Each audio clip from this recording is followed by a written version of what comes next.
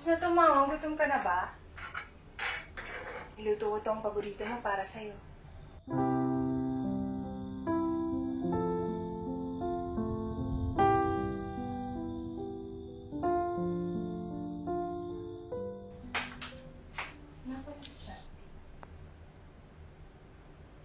Nga pala, Ma. Bukas, makauwi na pala si Papa. Sabi nila, pwede na siyang makapagpahinga dito sa bahay at makasama tayo. Diba? Napakasarap sa pakiramdam na makasama uli natin siya. Sa tagal ba naman natin naghintay?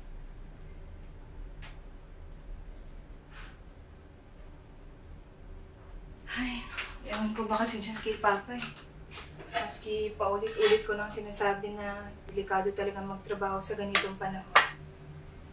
Napakatigas pa rin talaga ng ulo at hindi sumusunod. Napakakulit. Yan tuloy.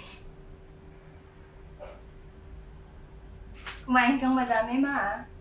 Alam kong pagod na pagod ka maski hindi mo sinasabi sa akin. Pasensya ka na at hindi ko nagagampanan ng responsibilidad ko dito sa bahay. Hindi kita nasasamahan magbantay. Overtime kasi ako ng overtime sa trabaho. Ano namang ang hirap na ng panahon ngayon. At si Santi, parang kailan lang nagtatatakbo dyan sa bakuran natin. Pero ngayon, magka-college na. Kaya kailangan doble kayod talaga ako. Pinangako ko rin naman sa inyo na mapagtatapos ko siya. Diba? Huwag mo kong alalahanin, Ma. Masaya naman po ako sa trabaho. Maski minsan nakakapagod, pero laban pa rin, unting kayod na lang. Huwag kang mag-alala, Ma. Bukas, sasamahan ka na uli ni Papa dito.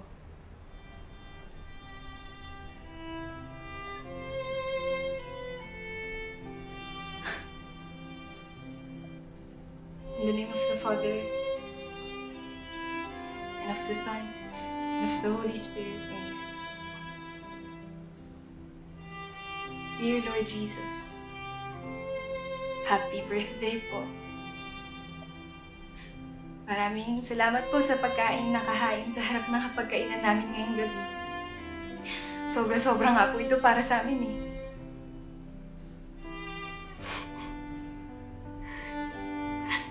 Sobra po.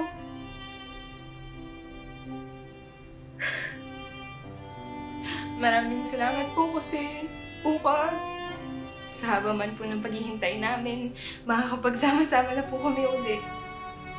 Sa araw pa ng Pasko. Maraming salamat po. Dahil sa dami man po ng pinagdaanan namin ngayong taon, hindi niyo po kami pinabayaan kahit kailan. Hindi niyo po kami pinabayaan. Amen. Hello? Hello, ate. Oh, Santi! Ano ba? Asan ka na ba? Ito na, ate. Malapit na ako sa bahay. Tumahan na ako kay Ate Linda. Bumili ako ng paborito ni Mama. Ako siya. Tara na, madali ka na't kumakain na kami dito, oh. Opo, ate. Santi, ingat. Ate?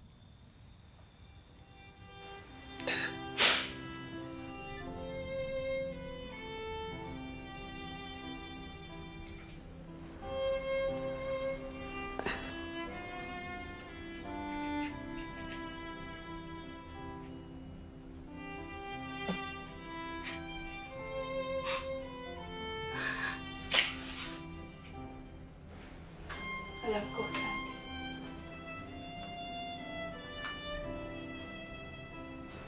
Huwag kang mag-alala.